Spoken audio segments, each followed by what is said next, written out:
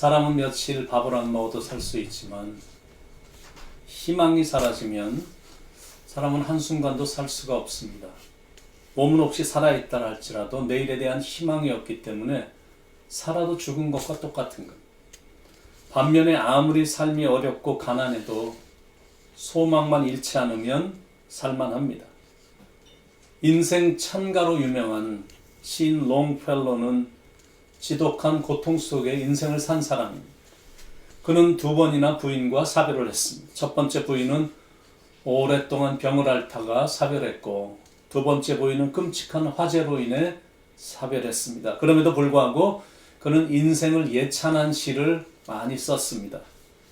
그의 죽음이 얼마 남지 않았을 때 한 기자가 찾아와 그에게 이런 질문을 했습니다. 어떻게 그런 극한 고난 가운데서 인생을 그토록 아름답게 노래할 수가 있었습니까? 라고 질문하자 롱펠로우가 정원의 늙은 사과나무를 가리키며 이렇게 말했다고 합니다. 저 나무가 나의 스승이었습니다. 늙은 나무지만 언제나 새로운 가지가 돋아나 꽃을 피우고 열매를 맺었죠. 그는 다 죽어가는 고목나무에서 생명의 소망을 본 겁니다. 그래서 인생의 고난은 참 많았지만 마음속에 핀 소망 때문에 기쁨으로 인생을 살 수 있었던 겁니다. 우리는 흔히 우리를 둘러싼 어떤 어려운 환경이라든지 좋지 않은 조건이 우리를 불행하게 만든다라고 생각을 하는데, 그러나 엄밀히 말하면 좋지 않은 환경이나 조건 자체가 우리를 불행하게 만드는 게 아니라 그런 걸 보면서 소망을 잃어버렸기 때문에 인생이 불행해진 거예요. 요즘 자살이 극심합니다. 특히 그 코로나로 인해서 우울해진 사람들이 굉장히 많아져서 생명을 끊는 일들이 부쩍 많아졌습니다. 사람이 자살하는 이유가 이 정신적인 어떤 자원이 메말랐기 때문입니다. 이렇다 할 뚜렷한 소망이 안 보이니까 별로 살고 싶은 의욕이 떨어져 버린 거예요. 그럴 때 누군가 그 마음을 이해해주는 사람만 곁에 있어도 그런 비극을 비켜갈 수 있었을 텐데 그 곁에 누군가가 없었기 때문에 결국 생명을 포기한 겁니다. 인생을 살면서 주변에 이런 긍정적인 영혼들이 포진되어 있어야 됩니다. 그런 성숙하고 좋은 사람이 여러분이라면 더더욱 좋은 일입니다. 어쨌든 자살이란 그거는 이유를 막론하고 하나님 앞에서는 범죄 행위입니다. 왜냐하면 생명은 내 것이 아니라 하나님 것이기 때문에 그렇습니다. 생명이란 그 한문 자체가 말하듯이 살생, 명령, 명, 생명. 그러니까 살라고 하는 하나님의 명령이다라는 거예요. 그래서 힘들어도 살아야 되는 거예요. 그러나 이런 걸 다 알면서도 사람들이 죽음을 선택하는 이유는 마음속에 엄습한 절망 때문입니다. 조그만 소망이라도 남아있었다면 결코 죽지 않았을 텐데 그 소망이 끊어졌기 때문에 그 생명의 길을 포기한 겁니다. 그래서 소망, 희망이란 거는 정말로 중요한 겁니다. 소망만 있으면 그 어떤 어려움도 극복해 나갈 수 있기 때문입니다. 그런데 소망에도 헛된 소망이 있고 참된 소망이 있다는 사실입니다. 헛된 소망이란 건 뭐냐면 지금 당장은 살아갈 용기를 주고 삶에 대한 의욕을 불어넣어 주는데 근데 나중에 가보면 안개처럼 언제 그랬냐는 듯이 사라져버리니까 더 큰 절망의 수렁에 빠지는 겁니다. 그래서 다윗은 결코 헛된 소망에 빠지지 말라고 권면하고 있습니다. 3절 4절에 귀인들을 의지하지 말며 도울 힘이 없는 인생도 의지하지 말지니 그의 호흡이 끊어지면 흙으로 돌아가서 그날에 그의 생각이 소멸하리로다. 무슨 뜻이냐면 세상의 재물, 세상의 권세, 세상의 백, 세상 사람들을 의지하지 말라라는 겁니다. 시편 39편 6절에 진실로 각 사람은 그림자같이 다니고 헛된 일에 분요하며 재물을 쌓아놓아 누가 취할는지 알지 못하나이다. 잠언 11장 28절에 자기의 재물을 의지하는 자는 패망하려니와 의인은 푸른 잎사귀 같아서 번성하리라. 잠언 23장 5절에도 내가 어찌 허무한 것에 주목하겠느냐. 정령이 재물은 날개를 내어 하늘에 나는 독수리처럼 날아가리라. 디모데전서 6장 17절 내가 이 세대의 부한 자들을 명하여 마음을 높이지 말고 정함이 없는 재물에 소망을 두지 말고. 그러니까 영적 교훈 첫 번째가 뭐냐면 우리가 의지하고 소망을 둘 곳은 오직 하나님뿐이다 라는 거죠. 5절에 야곱의 하나님을 자기의 도움으로 삼으며 여호와 자기 하나님에게 자기의 소망을 두는 자는 복이 있도다.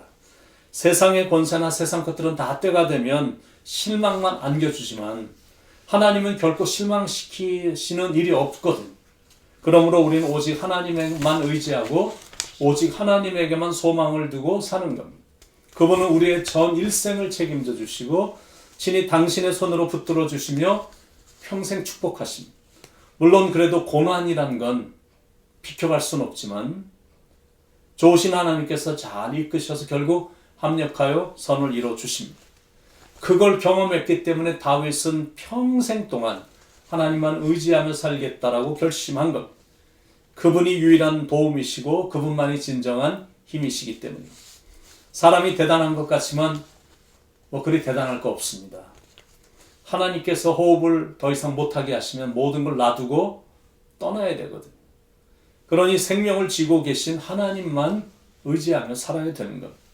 다윗은 사람을 의지하지 않았어. 아무리 방백 중에 뛰어난 사람이 있었다 할지라도 의지하지 않았습니다.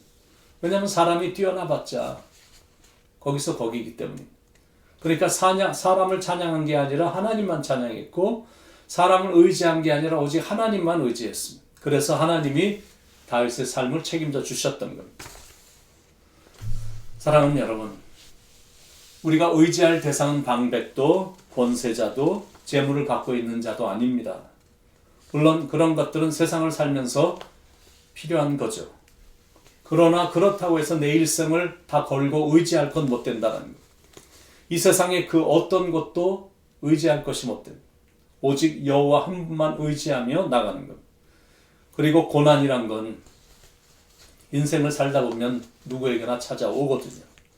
중요한 건 고난이 왔다고 해서 소망마저 잃어버리면 안 된다라는 것. 제임스 그레이라는 유명한 신학자가 이런 말을 했습니다. 본향길 가는 것이 확실하다면 그 도상에서의 조그만 어려움이야 내가 언제든지 견딜 수 있지 않겠느냐. 여러분 맞는 말입니다. 천국 가는 길이 확실하고 또 천국에서 영생하는 길이 확실하다면 고난이나 어떤 시련이 무슨 상관이 있겠느냐라는 거죠. 한국의 추석이나 구정 때 보면 고속도로가 막 파킹장처럼 꽉 차 있습니다. 그런데도 그 기간이 되면 똑같이 많은 사람들이 그러고 있거든요. 대체 왜 그럴까? 그건 고향에 도착하는 순간 찾아온 기쁨과 부모님을 만난 기쁨이 너무 커서 그런 어려움과 고통의 시간들은 다 잊어버리기 때문입니다. 우리도 그날과 그곳에 대한 소망만 확실하다면 가는 도중에 겪는 고난이야 충분히 이길 수 있습니다. 그러니까 환경도 아니고 조건도 아닌 것, 마음이고 믿음입니다. 언젠가 예수님처럼 부활하게 될 그 자신의 영광스러운 모습만 확신이 된다면 하늘나라의 기업을 보장받은 하나님의 자녀가 됐다는 이 마음과 믿음만 있다면 어떤 어려움이라도 충분히 극복하고 이기며 나갈 수 있습니다. 베드로전서 1장 7절에 너희 믿음의 시련이 불로 연단하여도 없어질 금보다 더 귀하여 예수 그리스도에 나타나실 때 칭찬과 영광과 존귀를 얻게 하려 합니다. 그 믿음을 가지고 내일에 대한 소망을 붙잡고 나가는 겁니다. 실은 시련이란 거는 나를 대단한 사람으로 만들고자 하시는 하나님의 계획이 담겨 있거든요. 믿음의 사람, 성숙한 사람, 기도의 사람, 하나님의 사람으로 만들려고 하시는 그 하나님의 깊은 계획이 있으신 것. 그러니까 베드로가 말한 것처럼 사랑하는 자들아 너희를 시련하려고 오는 불시험을 이상한 일 당하는 것 같이 이상히 여기지 말라. 두려워하지 말고 이상히 여기지 말고 모든 걸 믿음으로 헤쳐가며 전진하라라는 겁니다. 1997년에 IMF가 왔을 때 이런저런 대화를 나눴던 기억이 이렇게 생각납니다. IMF는 완전히 F 국가가 됐다. I am fail. 나는 실패자다. 그게 IMF다. 이러면서 대화들을 하는 것을 이렇게 들은 기억이 있습니다. 그런데 그럴 때일수록 마음 자세는 더 희망 있게 취하고 말도 더 긍정적으로 해야 됩니다. IMF, I am fine. 그런 뜻으로 우리가 받아들인 거예요. 너 요즘 괜찮니? 사업이 어렵지? 그런데 어떻게 된 게 전혀 어려워하는 모습이 없어. 벽장에 뭐 달러라도 숨겨놓은 거 아니야? 뭐 벽장에 숨겨놓은 건 없지만 내 마음속에 쌓아둔 건 있어. 내 마음엔 소망이 있어. 어느 누구도 빼앗아갈 수 없는 하늘에 대한 소망이 있어. 그리고 살아계신 주님이 내 안에 계시고 예수님이 내 마음속에 노래까지 주셔서 나로 하여금 노래를 하게 하시니 I am fine. 이런 마음으로 당당하게 사는 것. 숱한 도전이 있어도 하나님이 주시는 희망을 붙잡고 나가는 것. 세상이 어두워진 건 사실이지만 옛날보다 훨씬 인생이 피곤하고 힘들어졌습니다. 그러나 어제나 오늘이나 영원히 동일하신 주님이 우리 마음에 살아서 동일하게 역사하시니까 결코 좌절할 필요 없습니다. 나의 등 뒤에서 나를 도우시고 내 시련의 장에 달려오셔서 나를 향해 이 손을 펼치시는 주님이 이렇게 말씀해 주시거든요.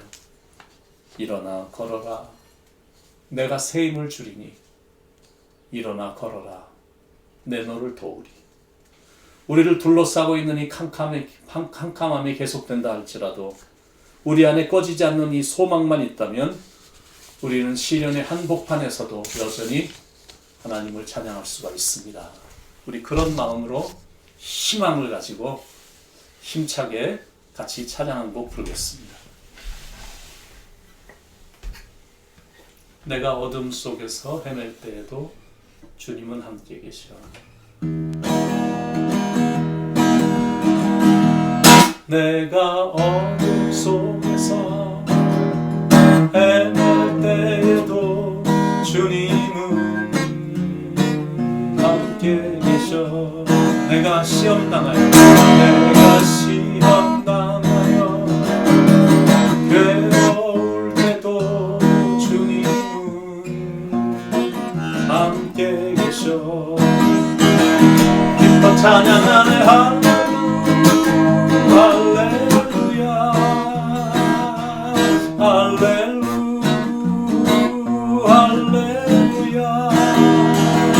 우리 모두 찬양 할렐루야.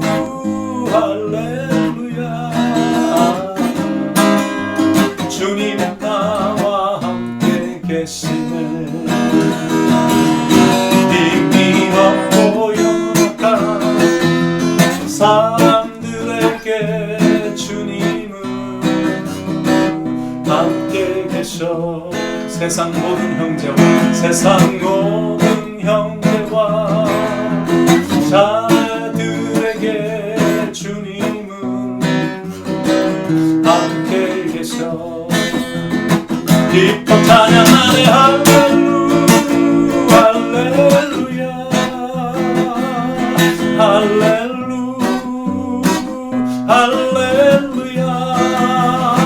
우리 모두 찬양 할렐루야.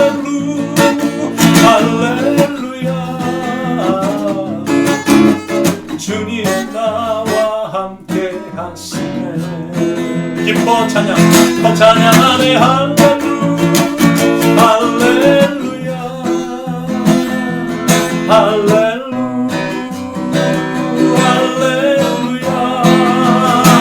우리 모두 찬양 할렐루야.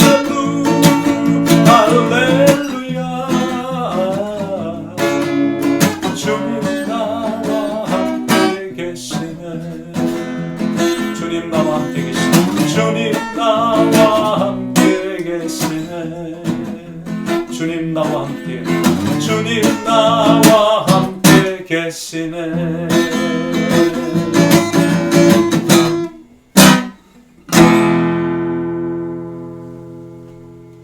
우리와 함께 하시며 도와주시는 하나님을 찬양합니다. 주님과 이렇게 동행하며 살아가고 있으니 얼마나 든든하고 감사한지. 어려움과 예상치 않았던 시련이 찾아와도 낙심하지 않게 하시고 좌절하지 않게 하시고 희망을 잃지 않게 하시고 주님만 의지하며 항상 소망을 하늘에 두고 합력하여 선을 이루어주실 주님만 의지하며 나감으로 반드시 인생의 승리자가 되는 축복이 있길 간절히 기도합니다. 그렇게 선하게 아름답게 인도해 주실 하나님을 찬양하며 예수님의 이름으로 간절히 기도드립니다.